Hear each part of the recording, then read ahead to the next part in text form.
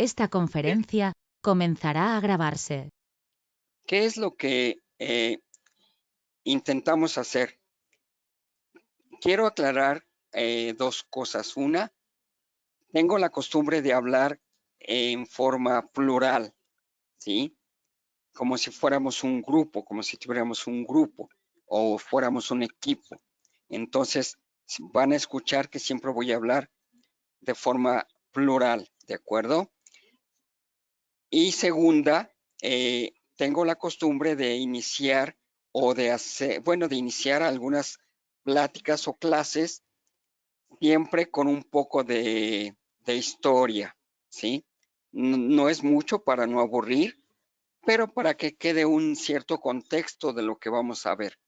Entonces aquí, comenzando con cómo podemos identificar ciertas conductas criminógenas en edades tempranas.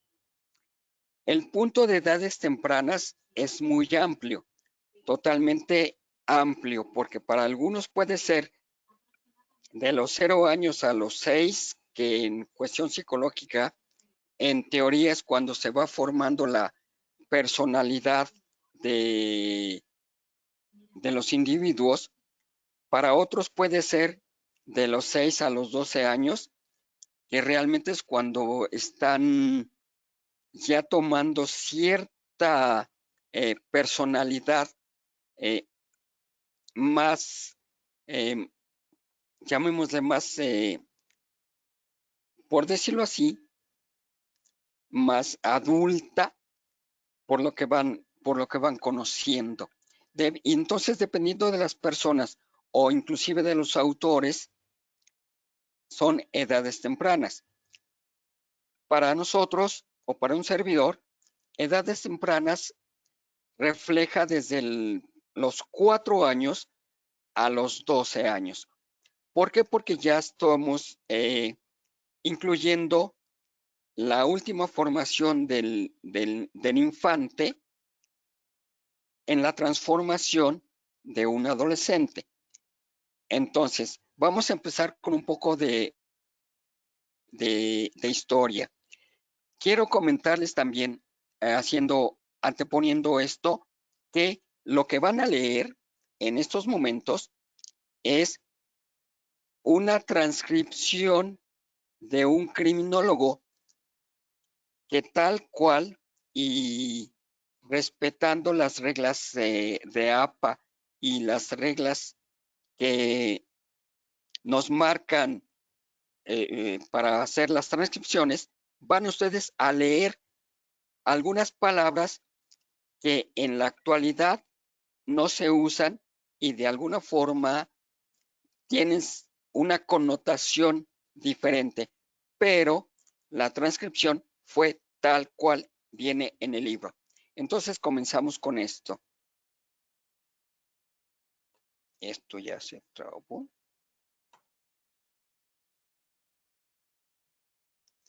Marco, ya se trabó esta cosa. Ahí está. Correcto. Dice esto.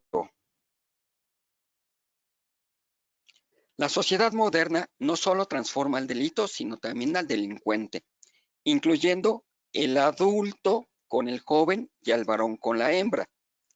La sociedad moderna tiende, por consiguiente, a aumentar la delincuencia de los jóvenes y de las mujeres. ¿Sí?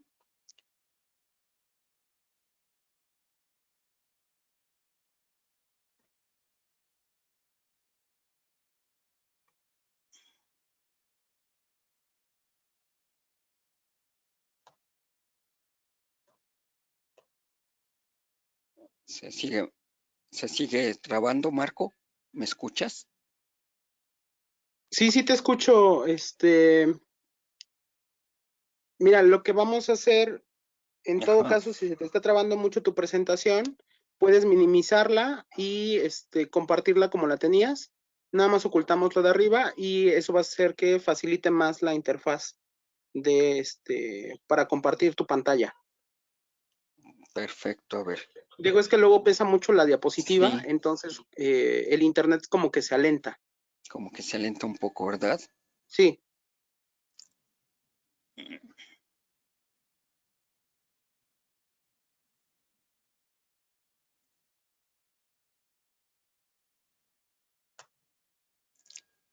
Perfecto, ya. ¿Cómo la minimizo? Porque aquí no aparece ningún icono.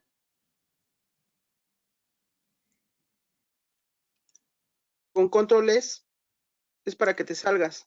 Si quieres, salte completamente.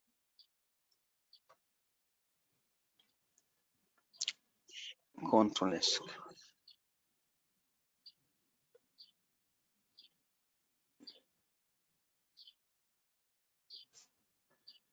Si te vas hasta abajo, ahí está, ándale, ahí está. Si quieres más, ahí están las flechitas. Si quieres pasarle por ahí. Y está inclusive también fácil. A un costado, otro. Ah, mira, ya, creo que Ahí está. ya. Perfecto. Muchas gracias, Marco. Bueno, entonces, Ok. continuamos. Dice, la delincuencia de los menores aumenta porque en el febril movimiento cada vez más acelerado de nuestras sociedades, el individuo se hace hombre con mayor prontitud que en sociedades y siglos pasados. A los 15 años, el muchacho es hoy un hombre. ¿Qué tanto para ustedes puede ser actual esto? Vamos a ver qué tanto puede ser actualizado. Esto lo dijo Constantino Nicéforo, que vivió de 1876 a 1990 y viene en su libro La transformación del delito en la sociedad moderna, que traduce Constancio Bernaldo de Quirós en 1902, lo que significa que lo que acabamos de leer, que en algún momento dado hoy pueda ser actual, simplemente sucedió hace 118 años, ¿correcto? Es impresionante que se vuelvan en algún momento dado a repetir ciertas cosas que sucedieron hace 118 años. Continuando con la historia, aquí vemos que dice que el delito en México en aquellos años de 1900 normalmente se daba por necesidad. ¿Por qué? Porque obviamente la sociedad de esos tiempos a la sociedad actual no es la misma, era totalmente diferente. Entonces, los niños y los jóvenes robaban por necesidad, robaban para comer, ¿sí? Y por lo regular se concentraba el delito y la delincuencia en los círculos de extrema pobreza o los círculos de mayor necesidad, ¿sí? Pero, sin embargo, aún con los delincuentes de aquellos años, se establecía un cierto código no escrito que decía que los ladrones o los delincuentes respetaban a las mujeres y a los niños. Su código era no mujeres, no niños. Y después era no mujeres, no niños y no viejitos, o lo que ahora es adultos mayores. Aquí podemos ver una imagen que muchos de ustedes lo podrán conocer. El de la parte superior izquierda era el famoso chalequero, un violador de prostitutas y asesino de prostitutas. En la parte inferior del mismo lado izquierdo era el famoso Carrizos, que ese se hizo famoso porque robaba al estilo Robin Hood, robaba casas, pero se hizo famoso porque robó, aunque ustedes no lo crean, algunas que no los conozcan, robó las casas de Luis Echeverría Álvarez y de José López Portilla. Y después, obviamente lo detuvieron, ¿sí?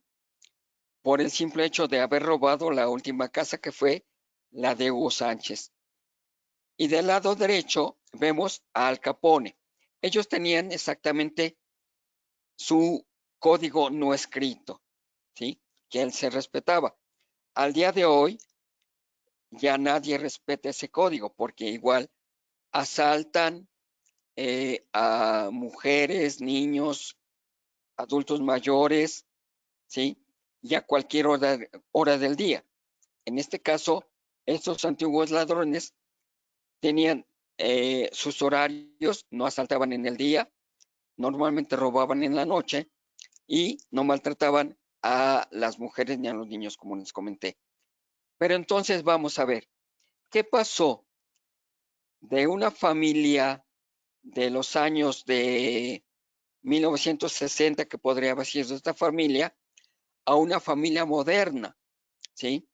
Que vemos aquí una familia que tranquilamente tenía, como en mis tiempos decíamos, una marimba de familia, que era desde la mayor hasta el menor, e inclusive la madre aquí tiene 2 niños de brazos, o sea, tenían muchísimos hijos. La familia moderna llega a tener 1 o 2 hijos. En la educación o en las escuelas, vemos cómo estaban las escuelas en aquellos años y cómo son los alumnos o las escuelas de hoy en día. En los juegos, ¿sí? Aquí vemos juego del trompo, que posiblemente muchos ya no hayan jugado, ¿sí? Y ahora vemos que la familia tiene sus dispositivos móviles, ¿no? Sus computadoras, sus celulares, sus iPads, etcétera. Entonces, ¿qué pasó? ¿Por qué el cambio? Obviamente las generaciones tienen que ir cambiando y se tienen que ir modernizando. Pero, ¿por qué ya hago esta pregunta? ¿Qué pasó? ¿Por qué cambió? Porque vemos que simplemente cambiaron las conductas, ¿sí? Seguimos viendo lo anterior con lo moderno. ¿Y de qué forma cambiaron las conductas? Bueno, vemos ahora que una conducta es un referente al comportamiento. Las conductas son las cosas que aprendemos normalmente de personas que nos rodean, de lugares a los que visitamos y de inclusive televisión. Actualmente son el internet, los medios electrónicos, ¿sí? ¿Por qué? Porque los humanos somos seres sociales y aprendemos, como bien lo comentó hace un momento la maestra Lili, aprendemos por imitación, ¿sí? O por repetición, ¿sí? Ahora entonces vemos que la conducta es una acción aprendida por medio de los canales directos. ¿Cuáles son los canales directos que tenemos? Bueno, pues en la familia o el núcleo familiar, que pueden ser los abuelos, los padres, los hermanos, las escuelas, en este caso los maestros, los amigos y los medios de comunicación. ¿Sí? Vemos el internet, la televisión, etcétera. Y vemos una serie de imágenes que en algún momento dado podemos ver que imitamos y que aprendemos de las personas que nos rodean, ¿sí? Ahora, ¿qué es la conducta? Bueno, ya vimos que la conducta son acciones que aprendemos y que nos va formando nuestra personalidad hasta cierto punto. Y las conductas pueden ser normales, ¿sí? Dependiendo de lo que se acepta en la sociedad, ¿sí? Las conductas, si intento ejemplificar en este caso, normalmente los niños o los bebés que pelean, para ellos es una conducta normal el pelear. ¿A qué me refiero con esto? Que pelean por algo que les gusta, ya sea por el color, por la textura, ¿sí? Y que para ellos quiere ser su dueño o son sus dueños. Llega otro niño, se los quiere quitar porque al niño también le gustó y obviamente lo van a defender. Para ellos es normal, ya hasta cierto punto es normal, es aceptable. ¿Por qué? Porque son niños, porque son bebés, ¿sí? La conducta llega a ser anormal cuando ya no está siendo aceptada. Si vemos en todas estas diapositivas, en todas esas imágenes, vemos que son conductas normales, que están peleando por algo que para nosotros puede ser normal y para ellos también, ¿sí?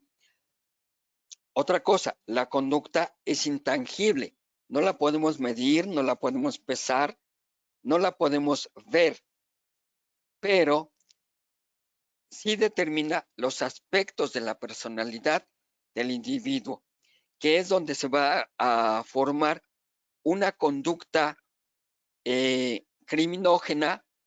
¿Por qué? Porque ya podemos observar, por ejemplo, en una diapositiva o en una imagen superior, que ya el niño está tratando de agredir a otro con cierto tipo de enojo, de rabia o de coraje. Vemos otra imagen donde ya se está volviendo cotidiana este tipo de imágenes en las escuelas, donde dos niños se están peleando y los demás, en lugar de separarlos, ¿qué están haciendo? Grabando con los celulares. Aquí observamos dos celulares que están grabando la pelea, ¿no? ¿Sí? Y la tercera imagen, vemos a la mamá en medio de sus dos hijos, que lo único que hace es cerrarse ante la discusión de los hijos. Continuamos. La conducta antisocial es todo aquel comportamiento que va en contra del bien común. ¿Sí? Vemos ya que cuando es antisocial, cuando es una conducta que es criminógena totalmente, llega a mantener en la parte antisocial. ¿Por qué? Porque está en contra de lo que dicta la sociedad o las normas sociales e inclusive, si hablamos en una forma jurídica, está en contra de un bien común o un bien jurídico tutelado, que en este caso puede ser la vida, la libertad, la sexualidad, etcétera.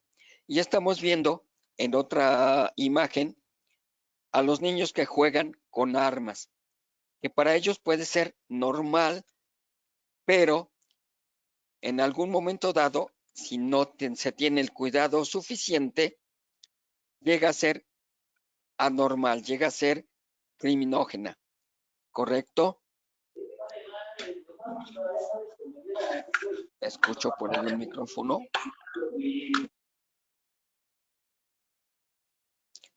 Ahora, una conducta patológica viene siendo la copia de la copia de la copia de la copia de la copia de algo que se aprendió en su momento que fue normal y que ahora no lo es. Aunque para las personas que están cometiendo ese tipo de conducta, sí lo sea. Para nosotros no. O para los que están fuera de quien está cometiendo esa conducta, no es normal. Para el que está cometiendo esa conducta, es una conducta patológica. Y para ellos es normal. ¿Sí? Finalmente, aquí estamos viendo en esta imagen, intento representar lo que sería la conducta criminógena. Normalmente, regresando al punto original, la conducta o las conductas las aprendemos de los círculos sociales más cercanos. Esta imagen, en lo personal, representa perfectamente lo que un niño está aprendiendo de su papá.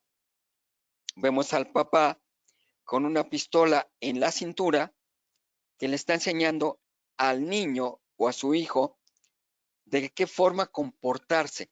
Está repitiendo la conducta que él aprendió, la está replicando con su hijo. Y no, su hijo no es más que un títere de las conductas que está haciendo el papá, ¿correcto? Entonces, para mí, en lo personal, representa perfectamente lo que los niños van aprendiendo, ¿sí?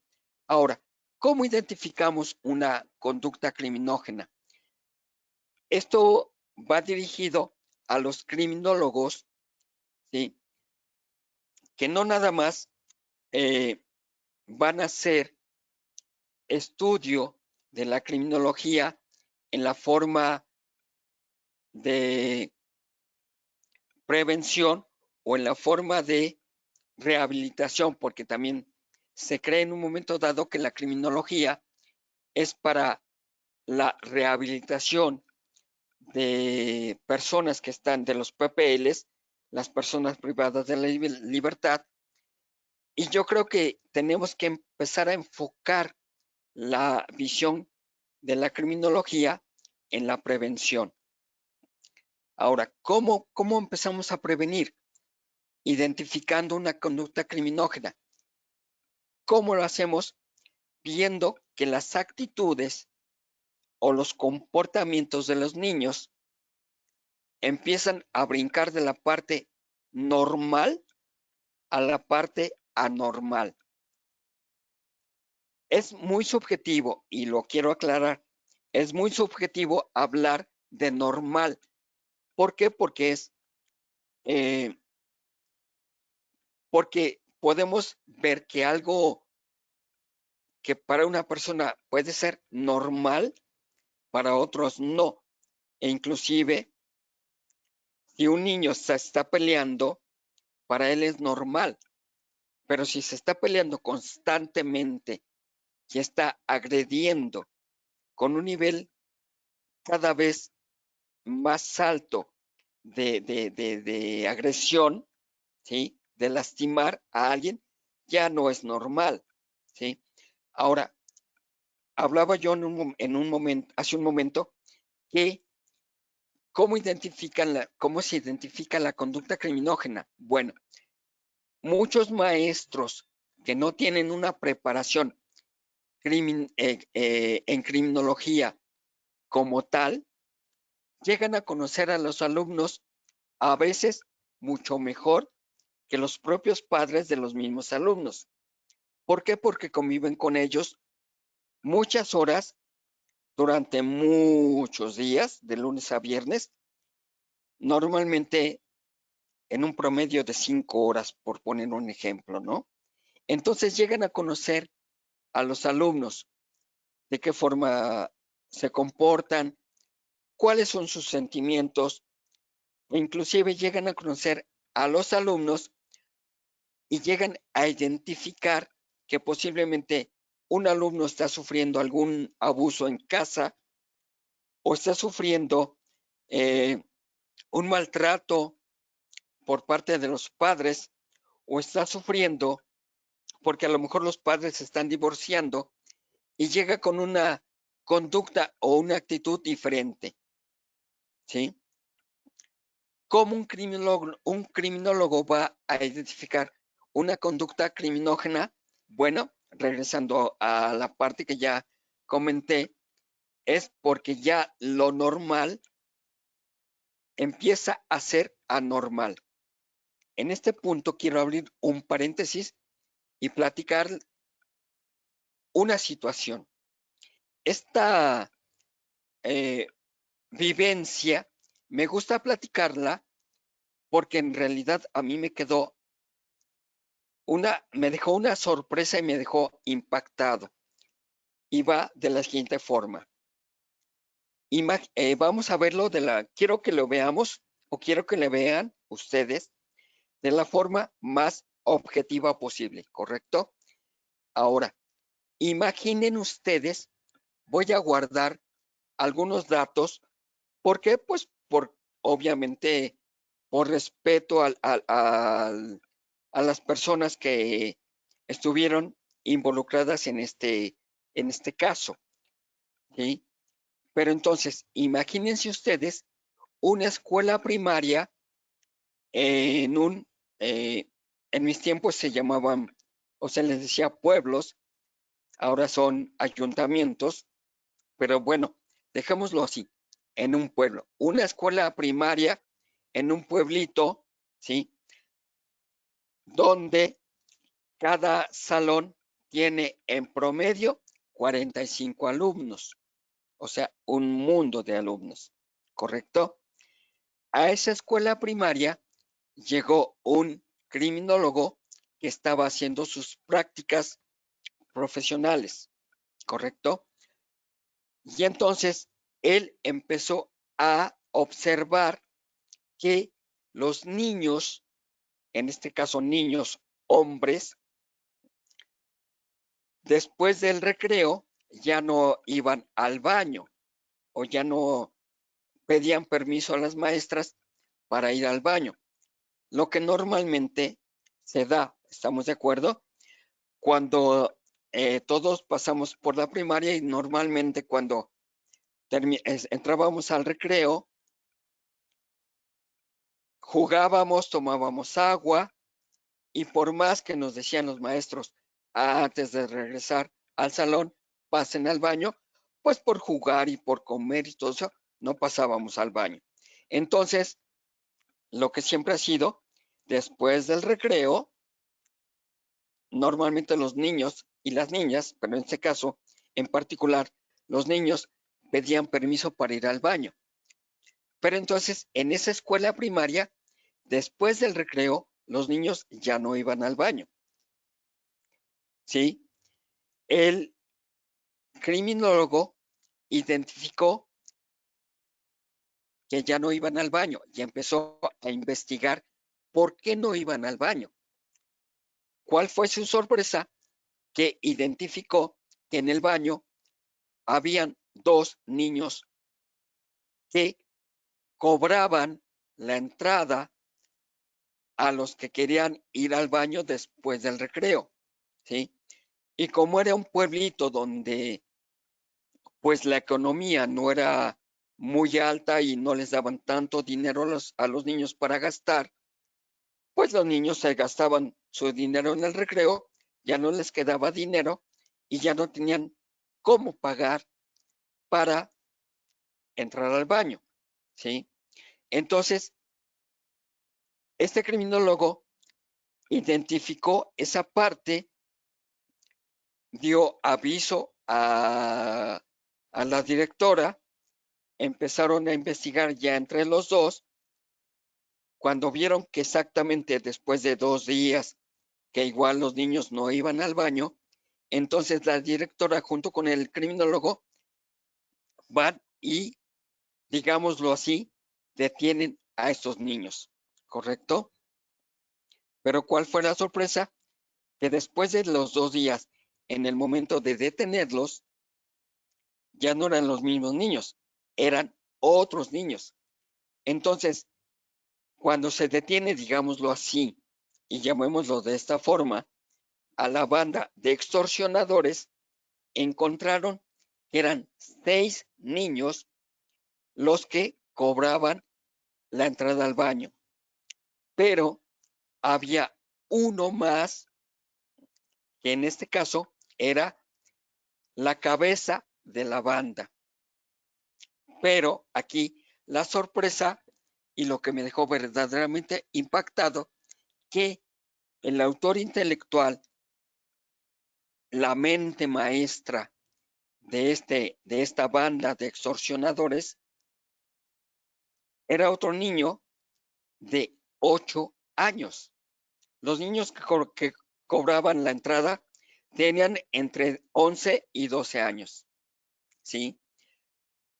Se imaginaba que el autor intelectual podría haber tenido la misma edad, cosa que no era, tenía 8 años, ¿sí? Les dije al principio de la historia o al principio de este comentario o de esta anécdota que lo viéramos de forma objetiva, ¿sí?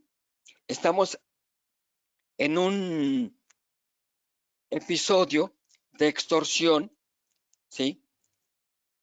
Y lo que tranquilamente puede ser un delito que se puede castigar o que se castiga con prisión. ¿Estamos de acuerdo? Esa es la parte objetiva o la parte jurídica. Pero, ¿cómo lo transformamos a una conducta de unos niños de 8 a 12 años?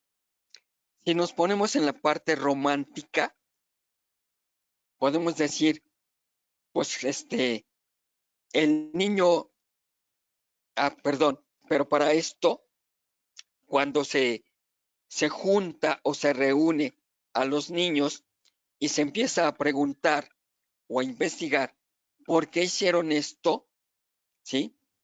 El niño de 8 años, el autor intelectual, reunía a diario el dinero que los otros niños reunían o juntaban, repartía o les pagaba a los 2 niños que les tocaba cuidar la puerta y el resto obviamente se lo quedaba el niño de 8 años, ¿sí?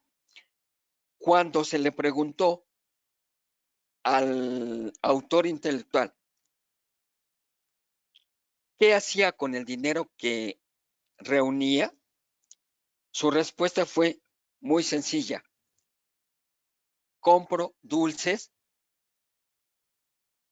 Y se le preguntó, bueno, ¿compras dulces? ¿Para qué compras dulces? Y respondió, no son dulces para mí, son dulces para repartirles a los demás niños de mi pueblo que no pueden comprar un dulce, ¿sí? Hace un momento les dije que si lo vemos en la parte romántica, podemos decir, bueno, era un Robin Hood o un mini Robin Hood que le daba a los más necesitados, ¿sí? Pero si lo vemos en una forma criminológica, pues si a ese niño a los 8 años se le ocurrió, porque en algún momento dado vio que juntando dinero puede comprar para repartir o para dar, ¿qué puede pasar con ese niño si no se le atiende a tiempo? ¿Qué puede pasar con ese niño en 4 años, cuando tenga 12, o en 10 años, cuando ya pase a ser adulto, tenga 18 años? ¿En qué se puede llegar a convertir? No estoy asegurando que se pueda convertir en un delincuente, porque no lo sé, realmente no lo sé. Sin embargo, puede llegar a ser, ¿estamos de acuerdo? Puede llegar a ser un delincuente. Todavía puede, de alguna forma, reformar esa conducta, ¿sí? Porque no necesariamente los que llegan a tener conductas criminológicas en la infancia terminan cometiendo delitos o formándose como delincuentes en edades adultas, ¿sí? Entonces, ¿cómo identificamos, conociendo a los niños, su forma de actuar, su forma de ser, su forma de portarse normalmente o naturalmente? Esto ya se volvió a atorar, ¿no es cierto? Ahora, ¿qué es lo que sucede cuando un niño empieza a tener una conducta criminógena normalmente les causa una satisfacción y es una satisfacción psicológica. Podemos ver a veces a unos niños maltratando animales, ¿sí? Y disfrutando el maltrato del animal. O, por ejemplo, en estos dibujos, maltratando plantas, ¿sí? Y disfrutan de alguna forma el maltratar plantas. Una conducta criminógena, finalmente, el resultado es la satisfacción de la persona que está cometiendo la conducta, ya sea niño, adolescente o adulto. Finalmente va a tener una satisfacción personal y normalmente es una satisfacción psicológica, ¿sí? Ahora, ¿qué es lo que vamos a hacer? Si ya ubicamos una conducta criminógena, vamos a tratar de resolverla, ¿correcto? Pero ¿de qué forma? No regañando, no amenazando y no agrediendo, por decirlo así, al niño, ¿sí? Muchas veces se le pregunta al niño, ¿por qué hiciste esto? Por ejemplo, cuando maltrata a un animal, ¿por qué lo hiciste? ¿Sí? Y normalmente esa pregunta los niños saben que va a venir y entonces ya va a tener posiblemente la respuesta. Pero, ¿cómo podemos obtener realmente la respuesta que queremos del niño cambiándole la pregunta? ¿De qué forma? En lugar de preguntarle ¿por qué lo hiciste? Podemos obtener mejor respuesta preguntándole ¿para qué lo hiciste? Si cambiamos el para del por, le vamos a modificar totalmente la idea de respuesta que tiene o de respuesta que nos va a dar. Le vamos a mover cierta idea, lo vamos a desbalancear y posiblemente nos va a responder de alguna forma la verdad del para qué lo hizo, a qué voy. Si por ejemplo vemos al niño, regresando al tema anterior, al niño de 8 años, es ¿por qué lo hizo? Él va a decir porque necesitaba dinero, ¿ok? O porque quería dinero. Y si le preguntamos, ¿para qué necesitabas dinero? Él puede responder para comprar dulces y repartirlo a los niños. Pero si en lugar de eso, la primera pregunta es, ¿para qué hiciste esto? Lo vamos a desbalancear y su respuesta va a ser más honesta y no nos va a mentir. Identificar una conducta criminógena es complicado, pero tenemos que estar entrenándonos, por decirlo así, ¿sí? Constantemente y estar observando dos puntos importantes. ¿Cuáles son? La mirada, digámoslo así, los ojos y las manos. ¿Por qué? Porque normalmente la mirada nos va a reflejar la intención del niño. Y en muchos de los casos, la intención del agresor. Y las manos, ¿por qué? Porque exactamente va a ser la parte práctica de lo que está pensando el niño. ¿Sí? Aquí podemos observar que, bueno, estos niños que se les puede llamar niños sicarios,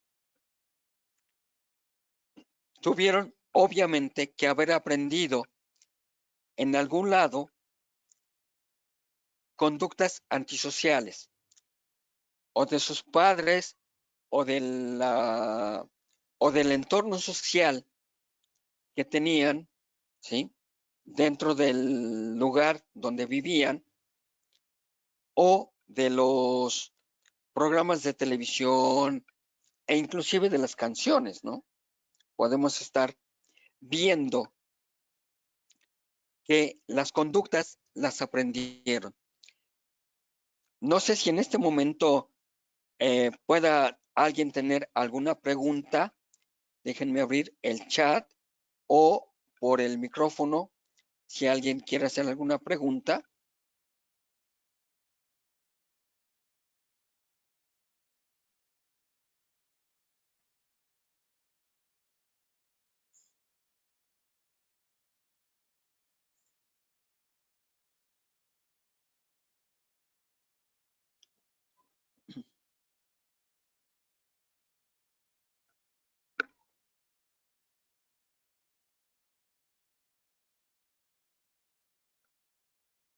¿No hay preguntas?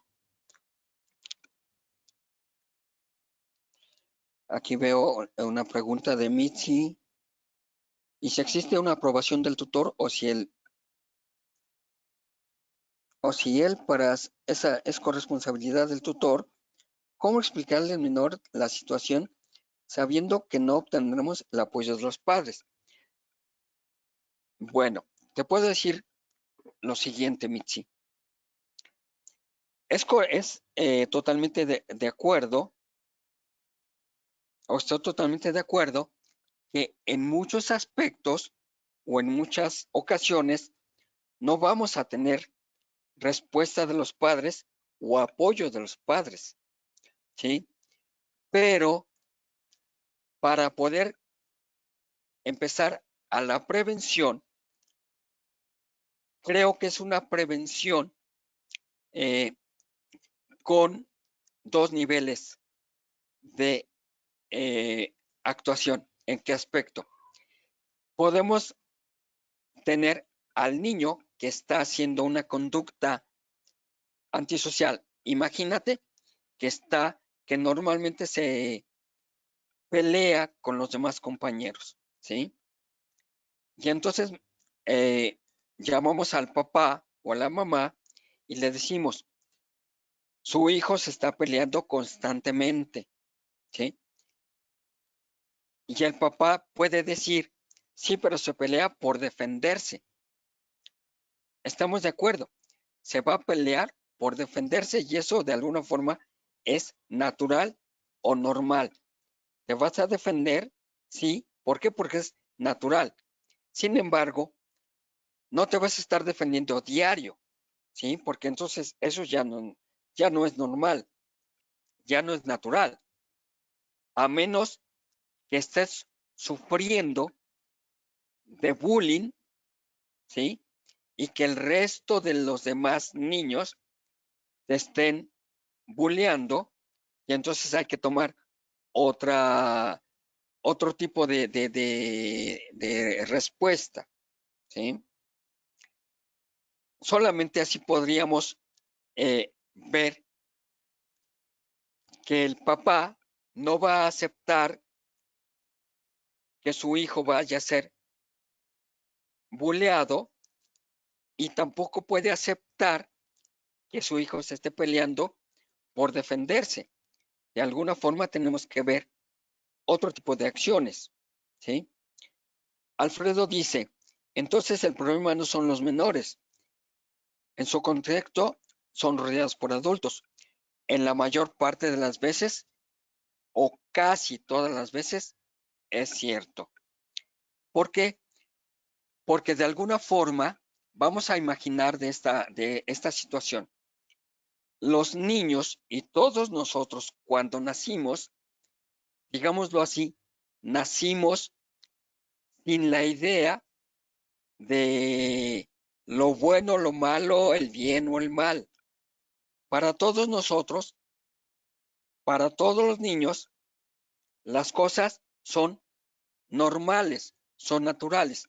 Efectivamente, somos los adultos los que empezamos a formar el criterio de los niños en el bien y el mal, en lo bueno y lo malo, ¿sí?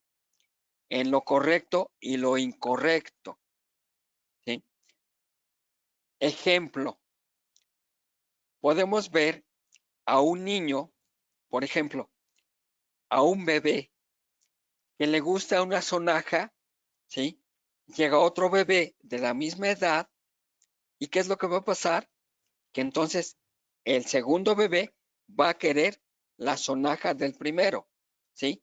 Posiblemente, si se la quita el segundo al primero, posiblemente el primero no va a hacer berrinche, no va a defender su sonaja. ¿Por qué? Porque a lo mejor no le va a importar. ¿Por qué? Porque todavía no tiene la idea del valor de la sonaja, ¿sí?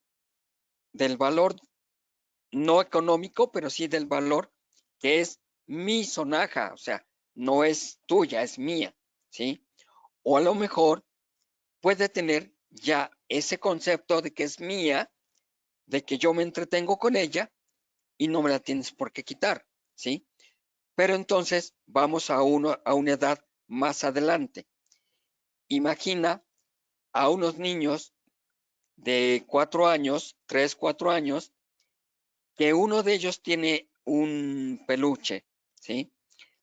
Entonces, ese niño, el que tiene el peluche, se lo regaló su mamá, ¿sí? Llega otro niño, igual le gusta el peluche, y entonces se lo lleva, ¿sí? Y el primer niño no se da cuenta, igual, no le da todavía el valor y no importa, se lo lleva, ¿sí? Y la mamá del segundo niño o el papá, ¿sí? No le dice al segundo niño, ¿de dónde sacaste este peluche? Este peluche no es tuyo. Este peluche tiene un dueño y ese dueño es el otro niño. Entonces, lo tenemos que regresar, ¿sí?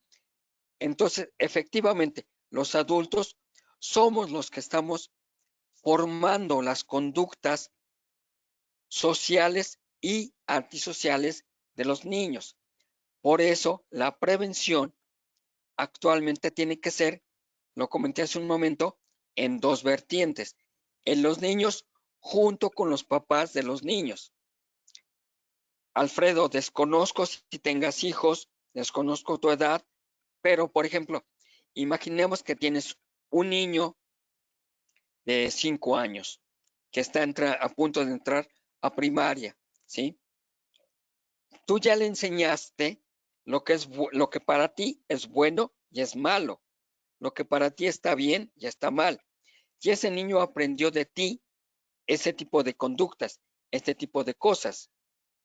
Pero si en algún momento dado tu niño, tu hijo, empieza a agredir o empieza a simplemente a tomar cosas que finalmente es robo, ¿sí?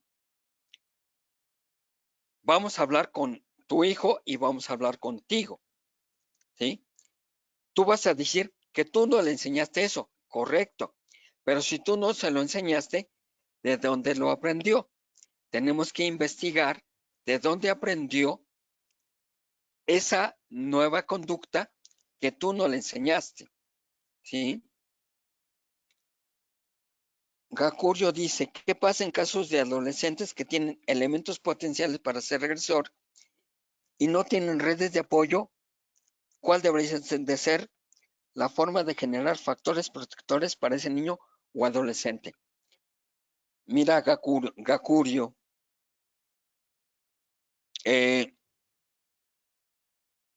hace poco tiempo,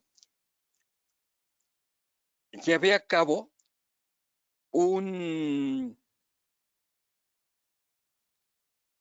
digamos que, un evento, y fue un evento a nivel preparatoria, ¿sí? posiblemente, no sé si no veo aquí en el chat, pero posiblemente alguna de las personas que están en la plática lo reconozca. Ese evento fue de la siguiente forma. Creamos un video en el cual tenía implícitas imágenes con violencia familiar, con drogadicción, con suicidio y con prisión, ¿sí? Y en todas las escenas había adolescentes, ¿sí? Entonces, imaginen ustedes que están viendo su laptop en un cuarto totalmente oscuro, ven el video, ¿sí? Se ponen los audífonos y van a escuchar individualmente el video, un video que dura 7 minutos, no más, con escenas que en algún momento dado pueden ser perturbadoras, por decirlo así, sin llegar al punto final. Y después de eso, realizábamos preguntas a nivel criminológico. Preguntas como, ¿qué temas te llamaron más la atención? Del video que viste, ¿qué temas te llamaron más la atención? ¿Sí? Muchos se identificaron con la violencia intrafamiliar, ¿sí? Otros con las drogas. Y lo sorprendente es que sí teníamos o sí identificamos actitudes de suicidio. ¿Qué hicimos? Bueno, después de hacer la evaluación, los canalizamos con profesionales de la salud mental, con psicólogos. ¿Por qué? Porque nosotros como criminólogos obviamente no podemos dar una terapia, ¿sí? Ahora, podemos dar, por ejemplo, unas pláticas, ¿sí? Cuando vemos que exactamente la conducta de ese adolescente se está desviando, por decirlo así, a una conducta totalmente delictiva, ¿sí? Ahora, ¿cuáles son los factores protectores? Bueno, pues nosotros canalizamos ya realmente lo que pueda lograr el profesional de la salud mental con el adolescente y con los papás del adolescente, lo que pueda ganar o lo que pueda hacer a favor de ellos, ya es una ganancia para, pues para todos, ¿sí? No sé si respondo tu inquietud, Gacurio. User dice, ¿cómo se podría modificar la conducta de un menor infractor cuando es su primera vez para que no realice nuevamente esa acción? Excelente pregunta. Bueno, vamos a ver este punto. Si vemos que el menor infractor tiene una edad promedio de entre los, ¿qué te gusta? De entre los 10 y 16 años, posiblemente va a modificar su conducta cuando en algún momento dado le hagamos ver en un tipo de terapia de shock lo que puede provocar su conducta. ¿En qué aspecto? ¿O a qué me refiero? Si está con una conducta o su conducta está desviándose a drogadicción y por ende a robo y por ende a agresión a personas, como lo que ahorita está sucediendo, tenemos que ver primero su entorno. Si su entorno o su círculo social es de problemas con la familia, es de problemas con el barrio en el que vive, difícilmente podría en un momento dado reencauzar la conducta. No digo que no se pueda. Sí se puede, posiblemente se puede, pero no necesariamente vamos a correr con el éxito de que se pueda modificar esa conducta, pero sí hacer una terapia de shock para que pueda en un momento dado, pueda saber qué es lo que le espera, por llamarlo así. Si él ya acepta lo que le espera, bueno, finalmente no vamos a poder hacer nada, ¿sí? Dice Jocelyn, me imagino, sí es Jocelyn Miranda. En la perfilación criminal, ¿cómo podríamos apoyarnos para detectar estas conductas de riesgo? Perfecto, bueno, en la perfilación criminal. Aquí solamente es observar. Observar, observar y observar. Después de la observación es analizar, ¿sí? ¿Cuál es la conducta? ¿Cuál es el entorno? Vuelvo a lo mismo, ¿sí? Y por qué está actuando así esa persona, ¿sí? Para que en un momento dado podamos modificar esa conducta de riesgo. Vuelvo a lo que le comenté hace un momento a User. Si estamos en un ambiente familiar donde hay agresión verbal, donde hay agresión física, donde hay consumo de alcohol,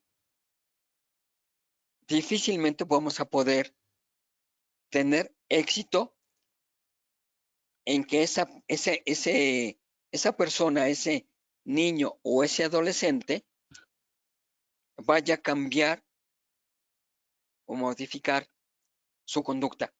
Vuelvo a insistir y reitero, no necesariamente ese niño va a ser un delincuente, porque si hacemos bien el trabajo y de alguna forma intentamos aislarlo, posiblemente ese adolescente no va a terminar siendo un delincuente, ¿sí?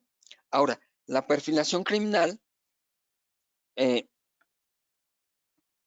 nos va a ayudar mucho justamente a perfilar personas que tienen conductas antisociales, ¿sí? Y nos va a identificar a personas que en un momento dado van a, con ayuda, van a modificar esas conductas. No sé si está resuelta. Gacurio dice, es que en el caso que comentaba, la niña no tenía sus padres y sus redes de apoyo seguían delinquiendo.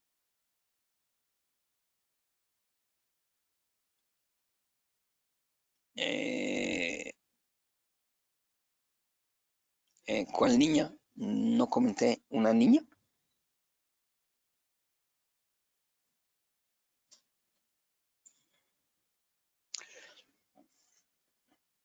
Correcto.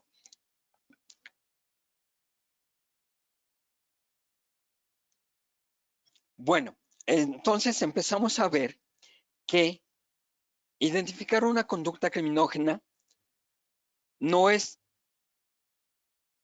tan difícil o no es tan complicado, ¿sí? Sin embargo, para que podamos identificar bien la conducta, finalmente sí podemos tener, sí podemos o sí debemos tener una preparación adecuada, ¿sí? Me sorprende mucho de los maestros, ¿sí?, que están diario con los alumnos, y digo me sorprende para bien, ¿de acuerdo?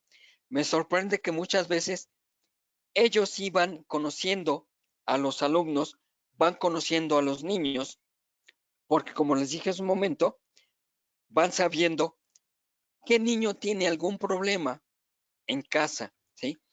Y justamente ahora que estamos en un encierro voluntario, ¿sí?, muchos de los padres jóvenes que tienen hijos chicos, adolescentes o niños, pueden ir conociendo mejor a sus hijos, identificando mejor las conductas de los niños, ¿sí?